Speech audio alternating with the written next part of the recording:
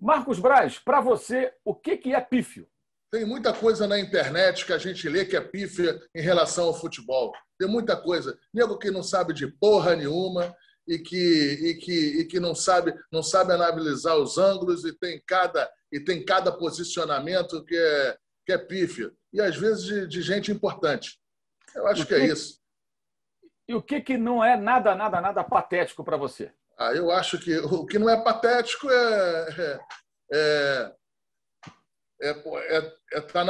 tá de frente aqui no futebol do Flamengo. Aqui é brincadeira, aqui não é brincadeira, não. Aqui não tem nada de patético. Tudo que se falam, tudo que dizem, tudo que se posiciona é muito importante. Não é brincadeira, não.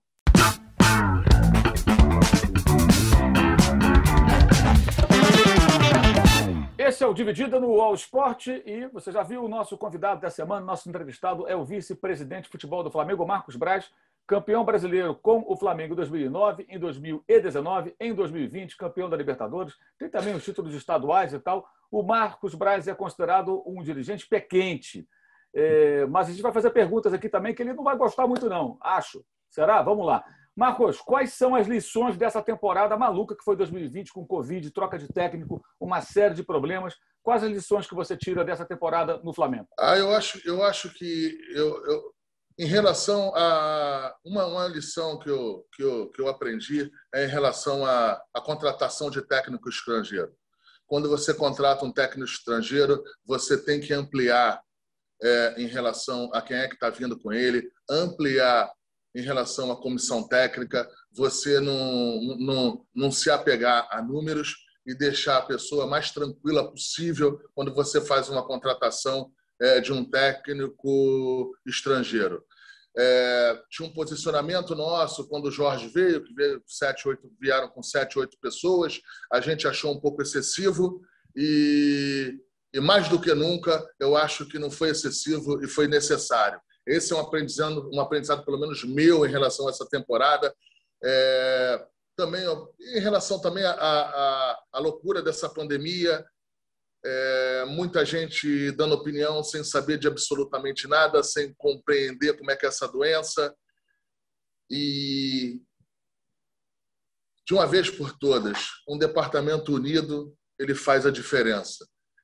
A gente sempre ouve isso no futebol, de racha aqui, racha ali, e que ganhou rachado. É impossível ganhar, é impossível você ser campeão rachado.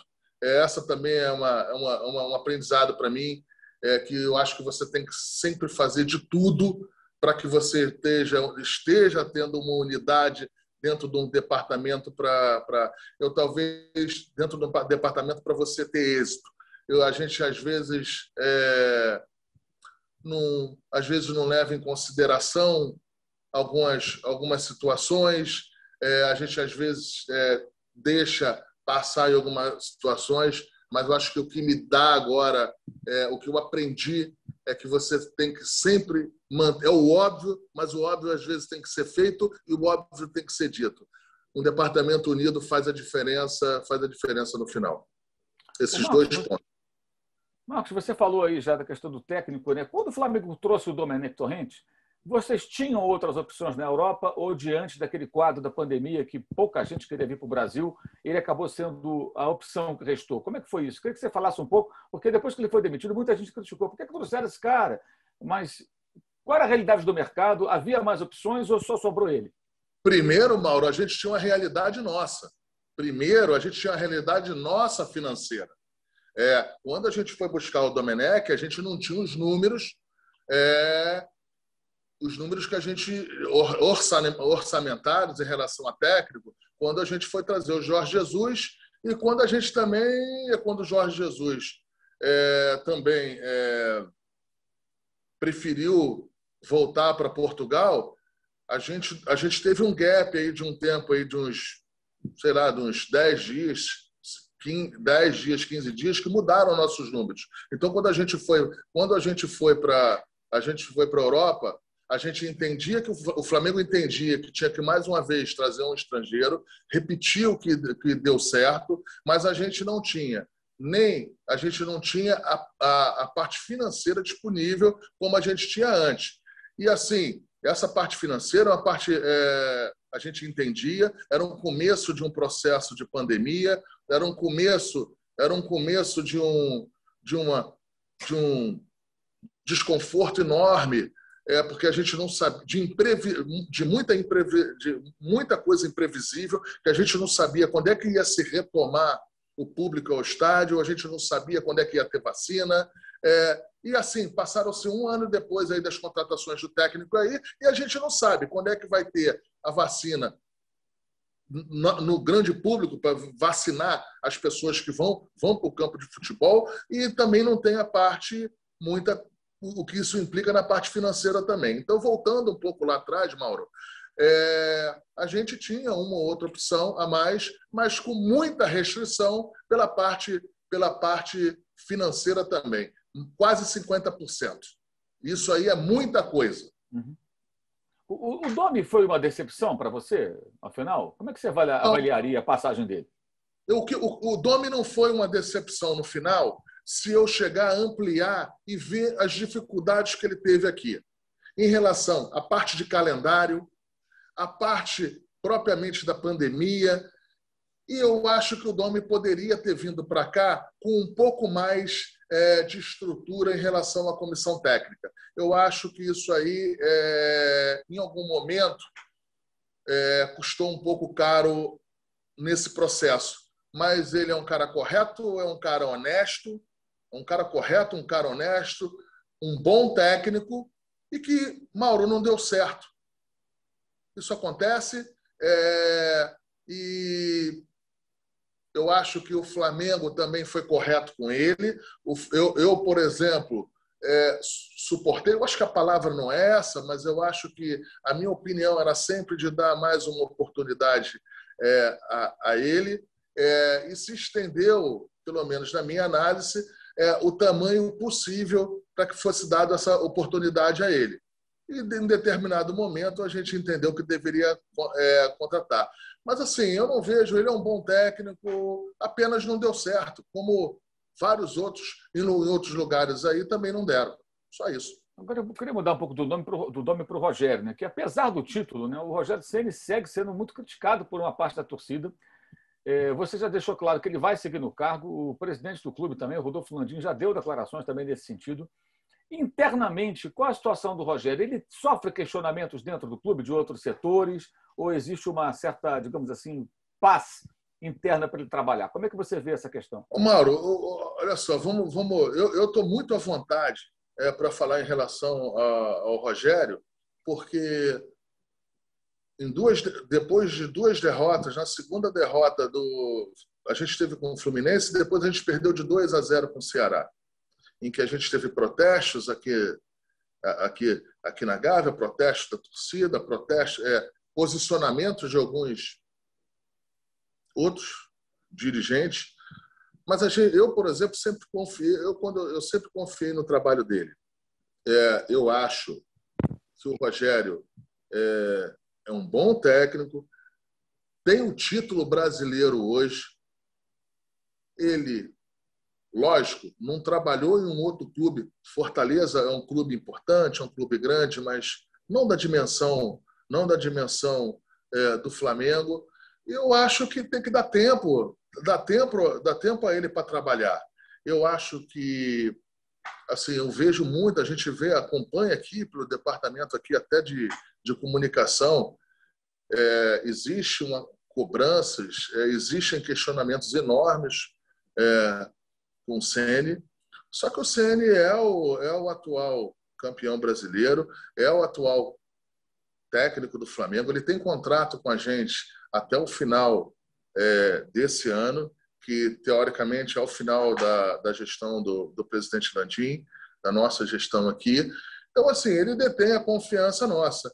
Em relação a outras partes do clube, Mauro, o Flamengo aqui é um clube muito amplo, é um clube, eu sempre brinco, com 11 ex-presidentes vivos. Então, aqui é muito amplo. Então, assim, é normal que tenham outras análises, outros questionamentos, mas não é o do departamento de futebol do Flamengo, que é alinhado sempre com o presidente Rodolfo Landim. O Rogério, como qualquer técnico do Flamengo, ele vive sempre com um fantasma, né, a pairá-lo ali, que é o Jorge Jesus, né? Porque a torcida do Flamengo hoje ela tem, eu considero até um fetiche, né?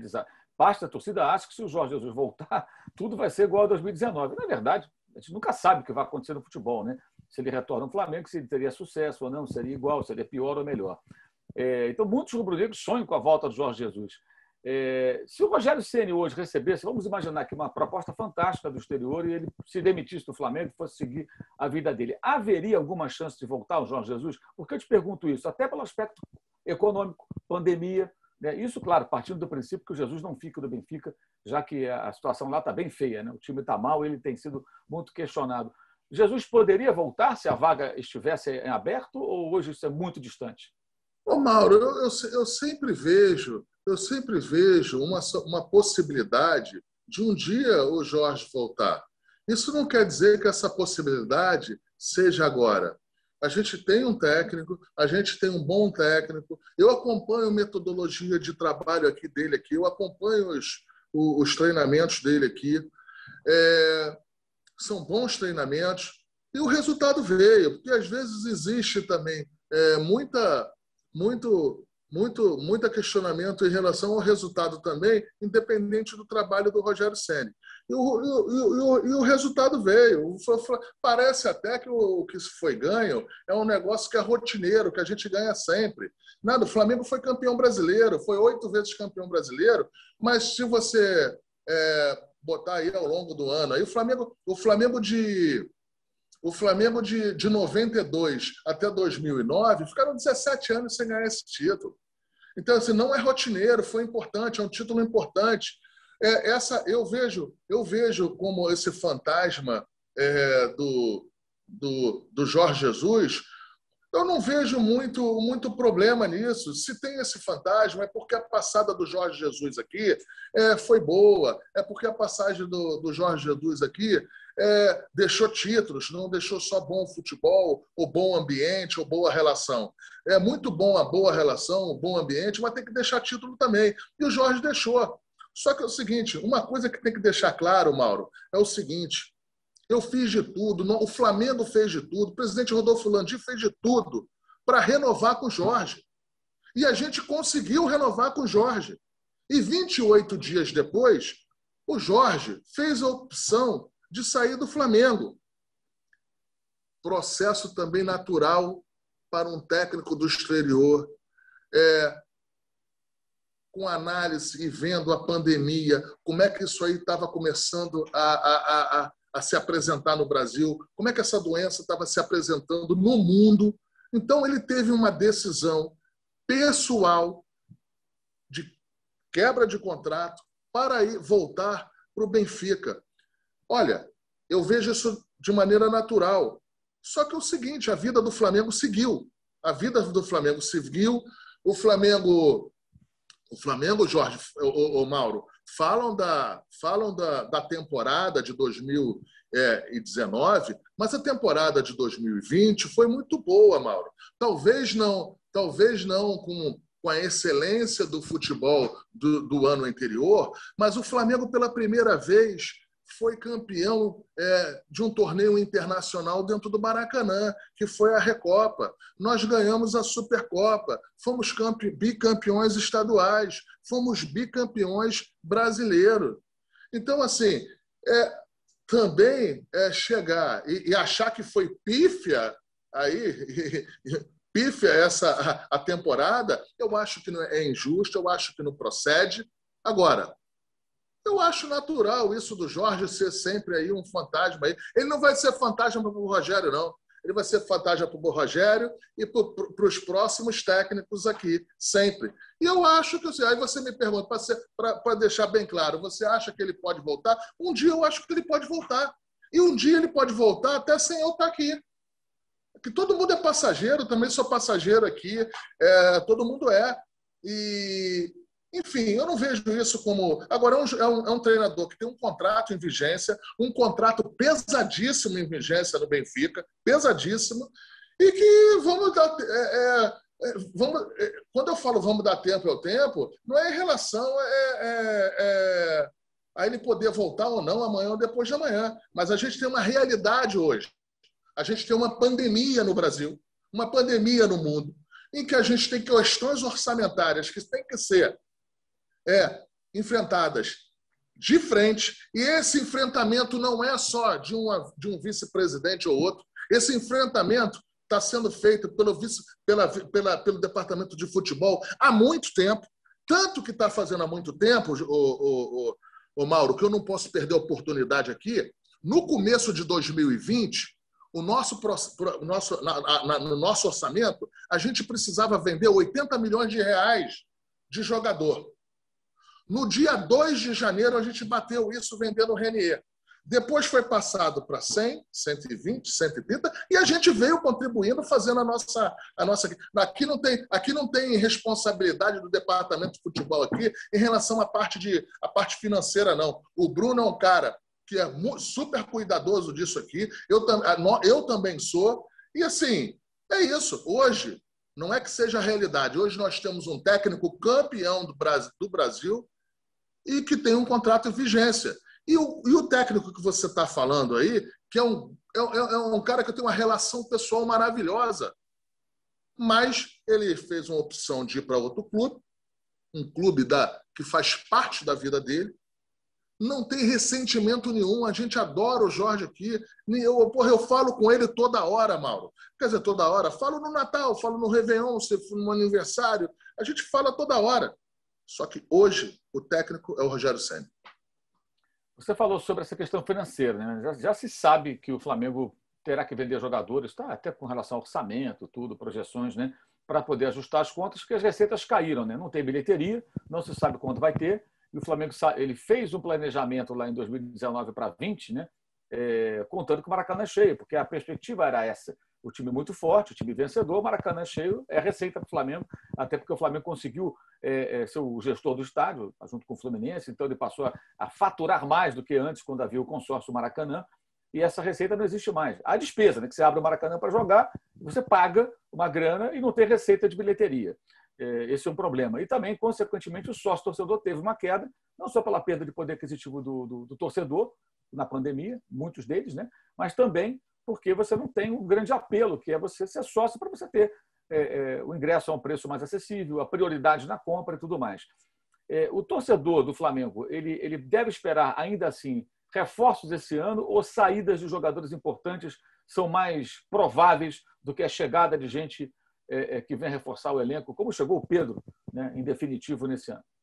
Não, Mauro, eu sou bastante otimista em relação a isso aí. Tanto eu como o Bruno conhecemos bem o mercado internacional e o mercado aqui brasileiro em relação a isso. Já conseguimos trazer o Bruno Viana, que eu acho que foi uma boa contratação. E o que difere? É evidente que eu acho que a gente não vai ter a mesma aptidão no mercado, a mesma musculatura que foi o começo de 19.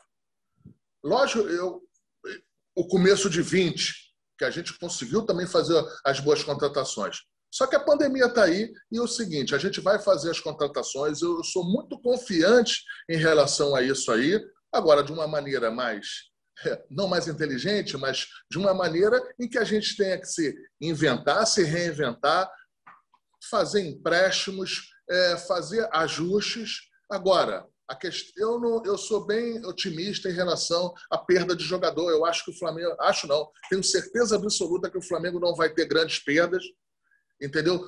Mas, independente dessas perdas, isso não pode se embolar nesse discurso. Uma coisa são as perdas, outra coisa a importância de oxigenar um elenco.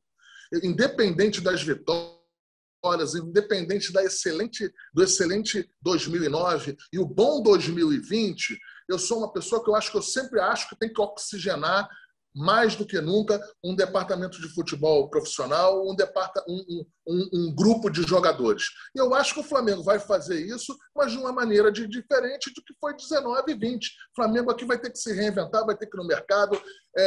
Eu acho também, Mauro, que quando a gente vai para um processo desse, você corre mais riscos, porque uma coisa é você ter o dinheiro de que você quer contratar, outra coisa é você achar uma possibilidade de uma opção ou outra para você querer contratar. A gente vai assumir esses riscos aí e eu tenho certeza absoluta que a gente vai ter um elenco qualificado, um elenco muito bom, mas respondendo a tua pergunta, eu não acho que a gente vai perder jogador, não. Se perder, perde um. Isso é um processo também natural e a gente vai fazer contratações e a gente já fez a primeira, que foi o Bruno Viana. Pelo que eu entendi, jogadores como Bruno Viana, emprestados, eventualmente jogadores que ficam livres do mercado, como foi o caso do Rafinha e o Felipe Luiz, que foram trazidos por vocês no ano retrasado, ou seja, seria mais ou menos por aí, ou seja, mesmo investimentos altos, como o Pedro Arrascaeta, e mais oportunidades de mercado. Seria por aí o modelo nesse momento? Seria por aí, Mauro. Até porque é o seguinte, eu sou vereador no município do Rio aqui, eu tenho informações aqui da Secretaria de Saúde, a gente tem informações aqui de órgãos governamentais. Vocês também têm, mas eu só estou falando que eu também tenho aqui. E assim, eu estou muito... Assim, eu vou usar a palavra, eu estou muito pessimista em relação à velocidade dessa vacinação aqui no estado do Rio e no Brasil. Entendeu? Então, e isso aí, qual é o impacto disso aí?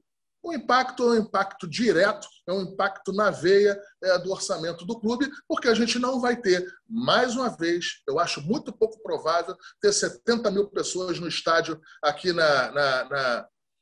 no Rio de Janeiro. Isso é muito ruim para o futebol, muito ruim para o Flamengo, e não é o Flamengo que vai sangrar, não. É todo clube popular no Brasil vai sangrar. Você falou da sua candidatura, né? Caso você foi eleito, né? Vereador no Rio de Janeiro, e muita gente o criticou, né, dentro do clube, especialmente, por ter se candidatado. Algumas pessoas alegaram que você deixou o Flamengo de lado para fazer campanha. Eu queria que você falasse um pouco sobre isso. Você deixou o Flamengo para fazer campanha? Você se afastou do clube? Como foi a sua rotina naquele momento para se eleger? E como você vê essas críticas do tipo, o Marcos Braz usou o Flamengo para virar vereador no Rio de Janeiro e tal? O que você fala a respeito, Marcos? Vamos lá. É uma boa oportunidade de eu falar com todo o público, com as pessoas e até de eu dar o meu posicionamento. Primeiro é o seguinte, abandonar o Flamengo de maneira nenhuma. Isso é uma piada e hoje toda a vida de todo dirigente é o Big Brother. Entendeu? Quando eu vou para um lugar, para um restaurante, para algum evento, todo mundo sabe. Eu fui a 3 eventos na minha candidatura toda. Eu fui a 2 feiras aqui no Rio de Janeiro, Feira Popular, eu tive essa votação aí. Esse é o número 1. Número 2 é o seguinte, Mauro, a gente teve um bom vice-presidente de futebol aqui na gestão passada. Ele era auditor da Receita Federal. Ele cumpria a sua obrigação lá e era vice-presidente aqui. Antes disso, a gente teve o Valim Vasconcelos. Foi um bom vice-presidente, vice-presidente campeão da Copa do Brasil, com título nacional. Ele também tinha seus afazeres, ele era um economista, eu acho, trabalhava num banco, também. A vida toda aqui tivemos vice-presidentes que tinham uma outra tarefa. Quando chegou a minha vez, um mimimi danado. Entendeu? Eu tinha sido secretário de esporte aqui no Rio há 10 anos atrás. Eu fui vice-presidente da Sudeste. Eu sempre tive outras tarefas aqui. Esse é o número 1. Número 2 é o seguinte: eu não posso ser julgado por ser vereador e ser vice-presidente e que estas duas situações podem uma interferir na outra. Vamos lá. O presidente Rodolfo Landim tem uma estatura enorme. O presidente tem um histórico empresarial, tem o seu tamanho e jamais ele foi eleito presidente do Flamengo e montou sua equipe. Eu não sou eleito no Flamengo. Eu faço parte de uma equipe do Rodolfo Landim em que o meu cargo é de confiança dele. Eu tenho certeza absoluta, Mauro, que se eu não tivesse cumprido com minhas tarefas, não sendo correto com o Flamengo e não tendo boa gestão aqui, eu não tenho dúvida que o presidente Landim ia chegar ao Marcos.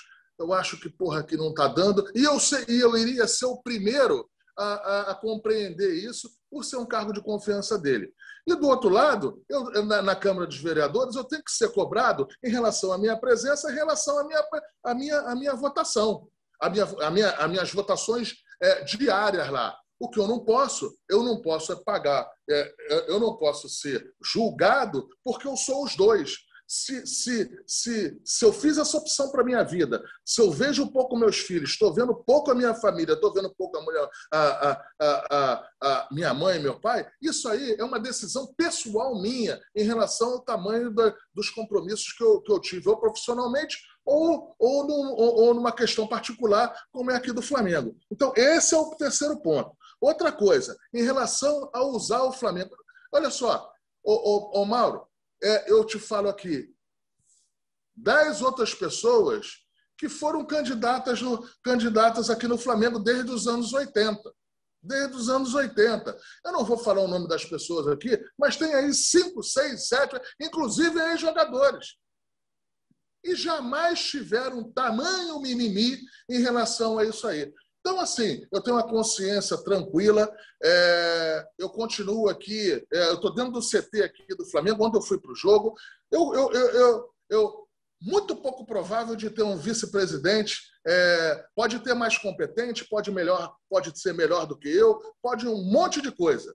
Agora, com mais comprometimento e com disposição para trabalhar aqui, eu acho pouco provável. Olha, até porque eu durmo cedo, eu durmo tarde e acordo cedo. Eu tenho uma disposição que não estou falando de competência, não. Competência cada um avalia, cada um analisa de uma maneira. Agora, eu tenho disposição e muita para trabalhar aqui no dia a dia. Ô Marcos, a gente não sabe ainda quais serão os candidatos à presidência do Flamengo, né? Mas a eleição vai acontecer mais ou menos em 9 meses, por aí, né? Geralmente começo de dezembro. Você já sabe quem você vai apoiar? No caso, eu falo não do nome, porque o nome não existe, mas corrente política? Mauro, essa eleição é a melhor eleição para mim dos últimos anos aqui no Flamengo aqui. Até porque é o seguinte, não é agora com esse resultado e não é agora e não foi no começo do ano nem no passado. Eu já deixei claro aqui. O meu candidato a presidente do Flamengo é o Rodolfo Landim. O meu candidato a presidente do Flamengo, caso ele entenda que não vá ser o candidato, o meu candidato é quem ele escolher. Eu sou bem claro, bem transparente nisso aí, então eu estou muito à vontade, estou muito tranquilo. Nesse processo eleitoral aqui, eu vou estar Infelizmente ou infelizmente, eu sou vice-presidente de futebol e eu estou num local aqui que, em anos eleitorais, ele é sempre passado uma lupa muito grande, às vezes usam indevidamente para dar porrada na gestão, na diretoria, mas eu estou muito tranquilo disso aqui. Eu estou aqui no clube aqui desde os 8 anos de idade, eu frequento aqui o Flamengo aqui desde os meus 10 anos de idade. Então, assim, não tenho problema nenhum. Meu candidato é o Rodolfo Landim, se ele for com a reeleição, ou o meu candidato é o do Rodolfo Landim. Eu não tenho muito o que falar disso aí, não. O Landim ainda não anunciou, né, se ele vai ser candidato à reeleição ou não. O que se comenta desde o momento, desde a campanha lá atrás, é que haveria um acordo entre ele e todos os seus pares, ou parte dos seus pares, para que o Rodrigo Dunche, que é o atual vice-presidente geral, vice-jurídico, né, fosse o candidato nessa próxima eleição. Não sabemos ainda se isso vai acontecer. Agora, você apoiaria o BAP, se o BAP fosse o candidato do Landim? Mauro, eu vou apoiar quem o Landim determinar. Qualquer um deles, Rodrigo, Dunche, BAP, qualquer um. Eu vou apoiar quem o Landim determinar. O meu papo é reto, eu não estou falando aqui estou falando de uma maneira muito natural. Vou votar com o Rodolfo Landim e vou votar e vou apoiar quem ele entender que tenha que ser o seu sucessor, caso ele entenda que não deva ir para uma reeleição. Daí a se continuar na diretoria, é uma outra coisa, mas eu acho que isso é o de menos. Eu acho que, em relação ao que você falou do Rodrigo Dunche aí, eu quero deixar claro o seguinte, Mauro, a gente tem grupos importantes políticos aqui no Flamengo, grupos que apoiaram o presidente Landim. Eu não faço parte de grupo político nenhum. não por nada, não é nenhum demérito, mas assim, eu não faço parte de grupo político nenhum. Eu acho que isso aí se torna mais fácil o meu posicionamento ainda de fidelidade ao presidente. O meu trato é direto com o Rodolfo Landim. Você pensa em se candidatar, não agora, mas futuramente, ser presidente do Flamengo? Você tem esse Ô, objetivo? Mauro, Mauro, olha só. Eu conheço o Flamengo bem e vou te dar um dado. Nos 126 anos de Flamengo, geralmente o presidente do Flamengo ele não vem do futebol. É engraçado isso, mas ele não vem do futebol. O Rodolfo Landim, da área administrativa, ali. O Eduardo Bandeira de Mello, Patrícia Amorim, assim sucessivamente. O único candidato nos últimos 40 ou 50 anos que veio do futebol foi o Jorge Alau. Então, aqui é uma cadeira, é um local que desgasta muito, Mauro. Isso aqui é um processo de moedor de carne diário. É um processo que você é perecível com o tempo diário. Então, assim, eu não levo isso para a minha vida, porque eu sou conhecedor e muito da política do Flamengo e eu tenho essa consciência que o meu cargo aqui é geralmente o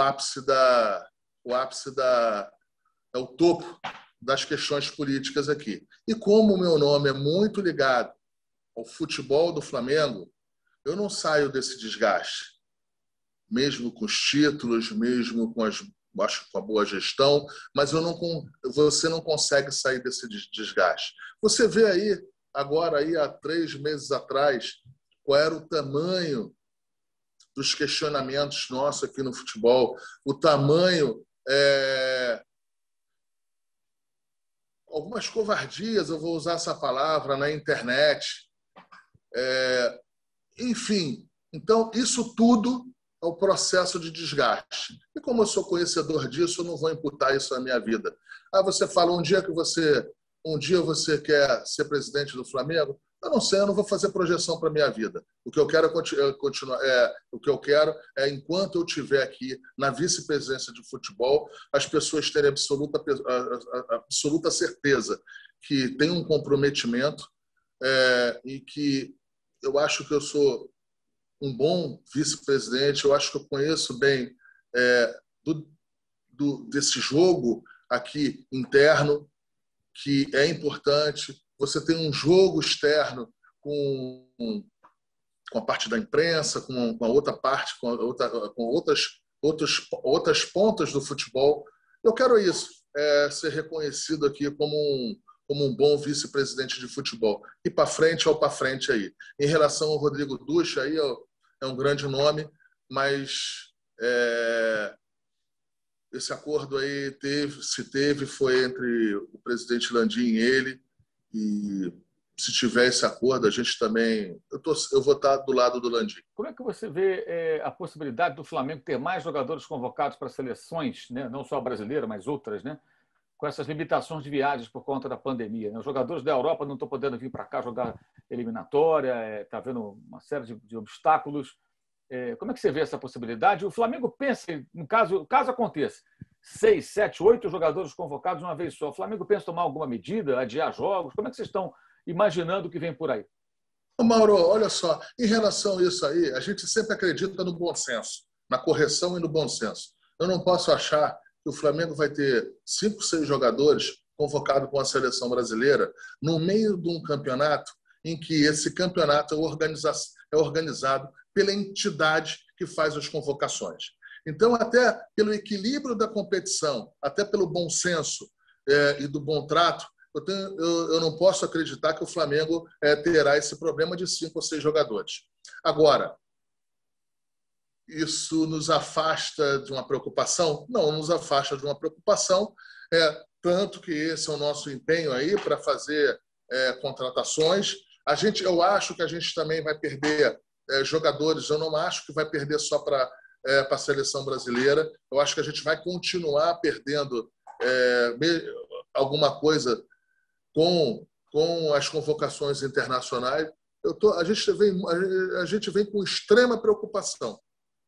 Agora, vamos fazer o que for possível dentro do atual orçamento do clube. Marcos Braz, qual a dividida que você jamais poderia perder? Não tenho. Pode ser. Na verdade, eu tenho, só que eu tenho, mas eu não quero te falar. Essa é a verdade. Eu tenho, mas eu não quero te falar. Eu estou querendo ver se eu acho rápido. Uma outra? Uma outra para poder te enganar. Porque a que eu tenho, eu não posso te falar que vai dar uma merda danada. Então, eu sei mais ou menos qual é essa dividida. Eu acho que eu sei. Não, isso é o que você está falando. Mas não, a dividida que eu não posso perder, eu acho que não tenho. Mauro, não tenho. Eu não sou muito bom nesses negócios, não. Não tenho. Vamos continuar a entrevista. Eu vou pensando aqui, aí eu te falo durante o programa. Eu não tenho essa dividida, não. Parece que não, mas eu sou uma pessoa da conversa. É lógico que tem alguns pontos que você tem que se posicionar com mais firmeza, mas eu tento sempre levar à exaustão a boa conversa. Sou político, então o político leva isso no diálogo, na compreensão e no estômago apurado para as coisas, entendeu? Agora, sim, em relação a isso aí, eu não tenho uma dividida que eu não possa perder, não. Eu não tenho isso, não. O Marcos, nessa sua passagem pelo Flamengo, sua volta ao Flamengo, você faria algo diferente? Tem algo que você fez? Então, se eu pudesse voltar, faria diferente? Eu acho, Mauro, que quando você fala que não faria diferente, é até uma soberba, né? Você achar que fez tudo certo, né? Eu acho que com a tamanha incerteza que nós tínhamos com essa pandemia, talvez não é a contratação do Domi, não é, para deixar claro, não é a contratação do Domi, mas daquele momento, em função do calendário, em função de um monte de outras situações que eu achava que não teria aqui no futebol, no departamento de futebol do Flamengo, eu iria trazer um técnico brasileiro depois do Jorge Jesus. Eu deveria ter feito isso. Nada tem a ver com a escolha do Domi. Isso aí, quando eu falo aí, eu estou ampliando bem em relação ao Domi ou a qualquer outro estrangeiro. Depois de eu ver como é que acabou do ano, como é que aconteceram as coisas internas do Flamengo, de eu ver um ângulo diferente, eu teria trazido um técnico brasileiro na sucessão do Jorge Jesus. Você diz isso em função do contexto de tudo que estava acontecendo? De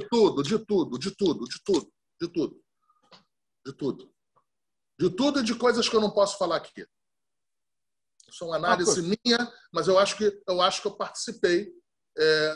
Você me perguntou, você faria alguma coisa diferente? Faria. Eu não traria um técnico estrangeiro depois de Jorge Jesus.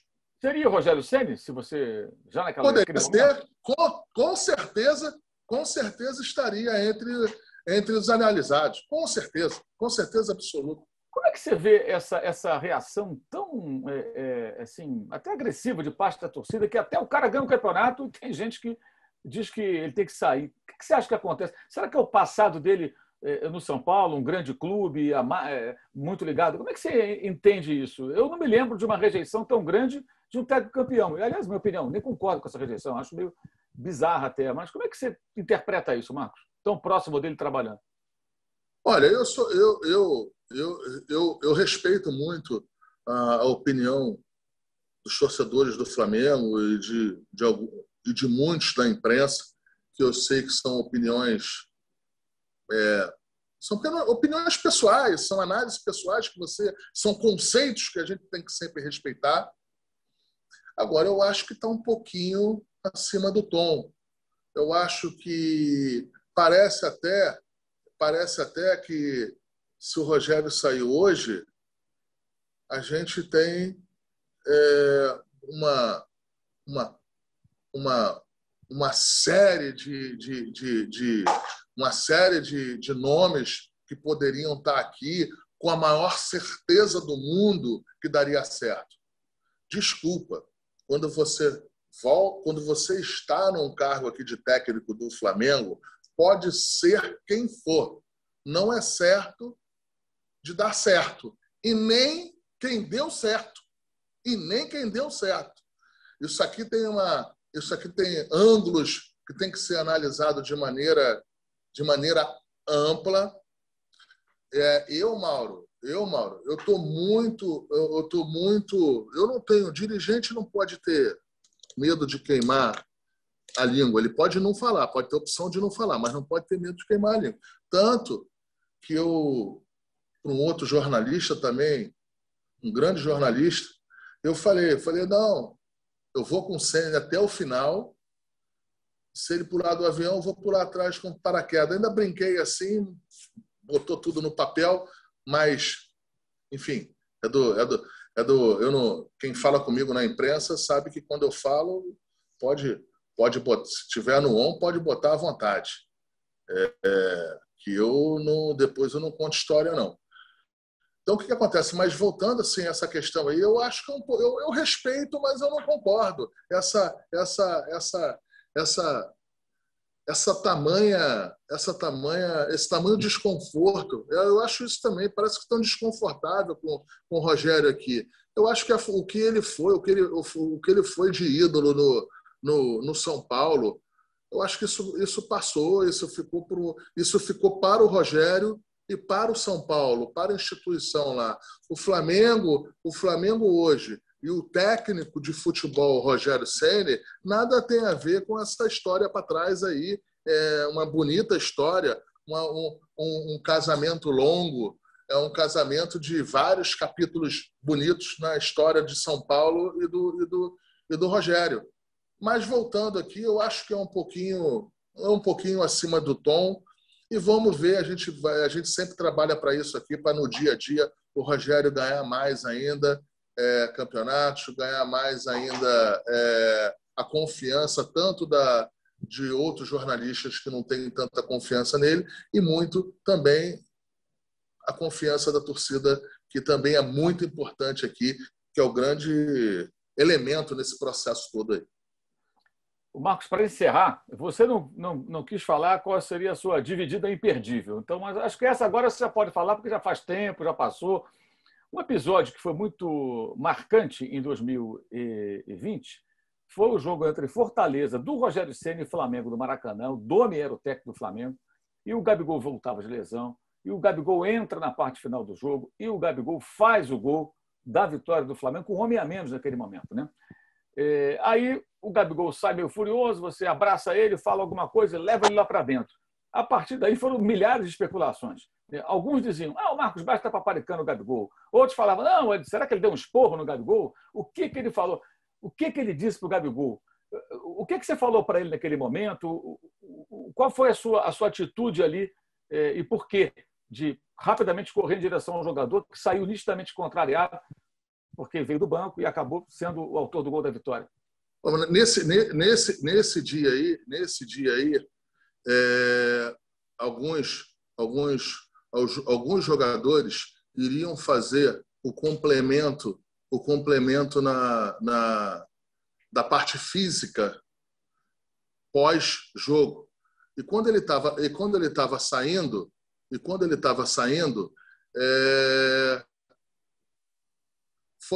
foram falar com ele se ele iria fazer esse complemento. Isso eram para todos os jogadores. Ele falou que estava desconfortável e que não iria e não estava querendo fazer. Mas a pessoa insistiu. Foi somente isso, não foi nada demais. E assim, o jogador está ali de cabeça quente, eu já ia falar com ele ali. Era um momento difícil, era um momento que o Gabriel estava passando ali, não era um momento bom dele aqui no Flamengo. É raro isso aqui, mas não foi nada demais, não foi nada demais, mas não foi mesmo, Mauro. Eu também não iria mentir aqui, não foi nada demais.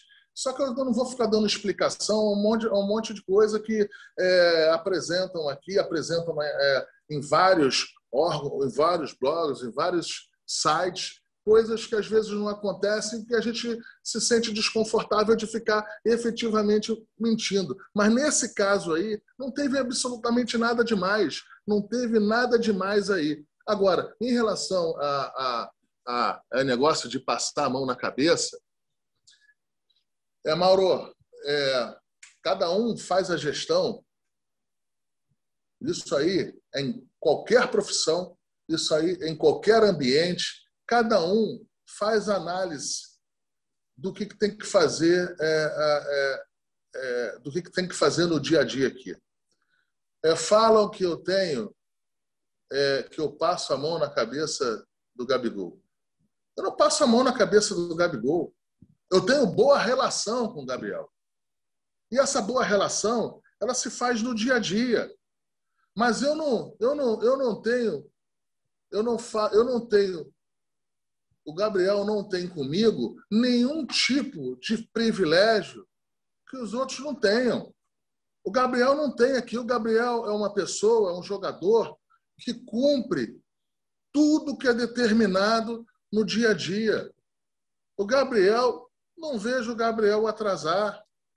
Não vejo o Gabriel trazer transtornos aqui internos para a comissão técnica. Agora, o Gabriel tem um jeito dele, que não é o jeito que esteja no Flamengo. O jeito dele já era um jeito para trás. E a gente precisa, e cada um faz a gestão. Falavam também que eu passava a mão na cabeça do Adriano. Sempre fala alguma coisa. Mas tá bom, Mauro, é o que sobra para falarem de mim em relação à gestão do dia a dia no departamento. Agora, assim, não teve absolutamente nada. O Gabriel não tem nenhum privilégio comigo aqui. A minha relação com os outros jogadores aqui é bem acima da média aqui.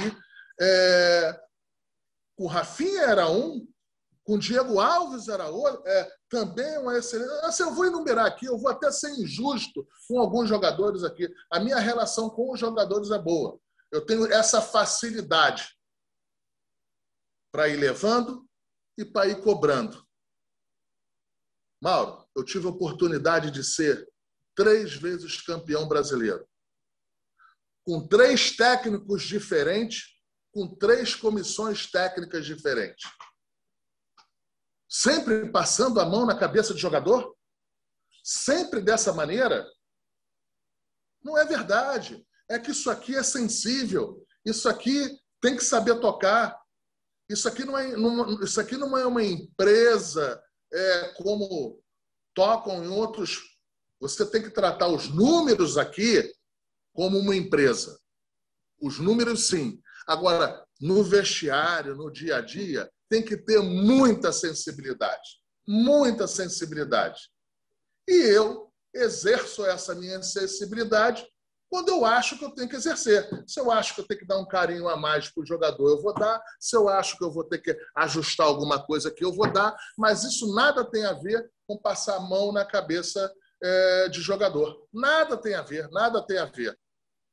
Tem essa situação de sempre quererem levar do chicote. Eu nunca vi dar isso muito certo. Nunca vi dar isso muito certo. Mas foi isso em relação ao do Gabriel. Ele estava saindo de cabeça quente e também tinha um outro problema lá. O que acontece? Se o Gabriel falasse alguma coisa a mais aí, quem é que ia fazer a gestão depois? Sou eu.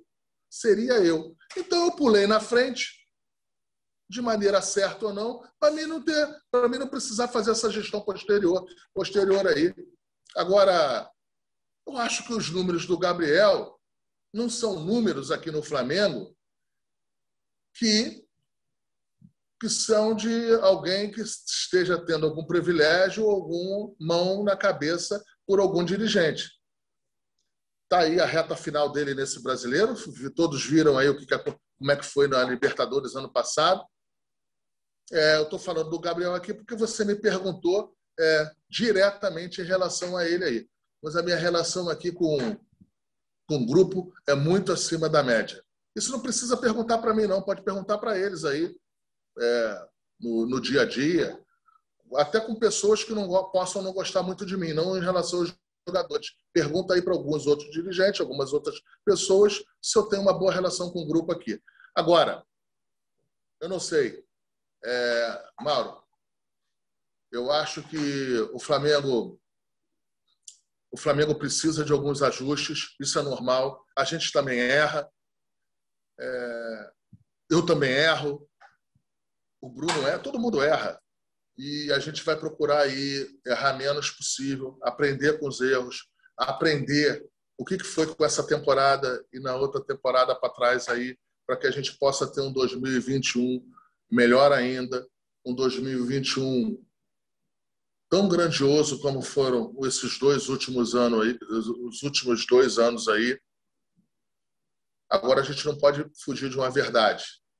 Ninguém sabe quando é que vai ter público de novo no futebol brasileiro. Ninguém sabe quando é que o Flamengo vai ter 70 mil pessoas empurrando o time e contribuindo também financeiramente com o clube. Então a gente vai mais uma vez com essas incertezas aí, mas a gente vai usar a criatividade para poder chegar e deixar esses obstáculos para trás aí. Mas continua sendo muito duro aqui essa gestão aí em relação à parte financeira. A gente vai ter que ser muito habilidoso.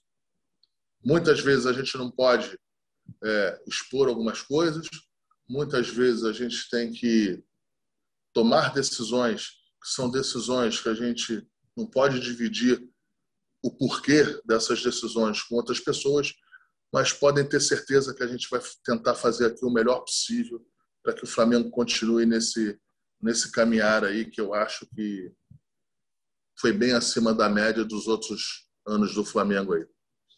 2017, Mauro, também teve dinheiro aqui no Flamengo. É só ir buscar lá.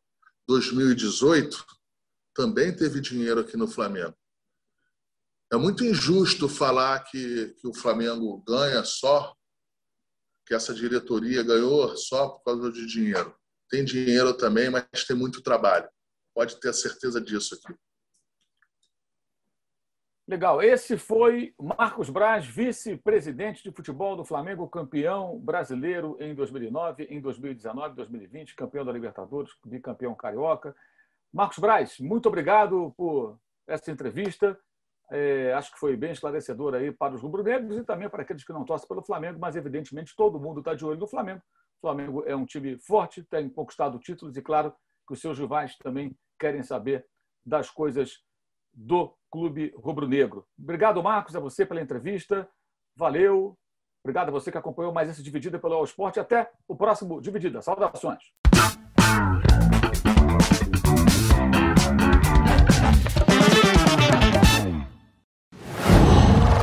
Qual?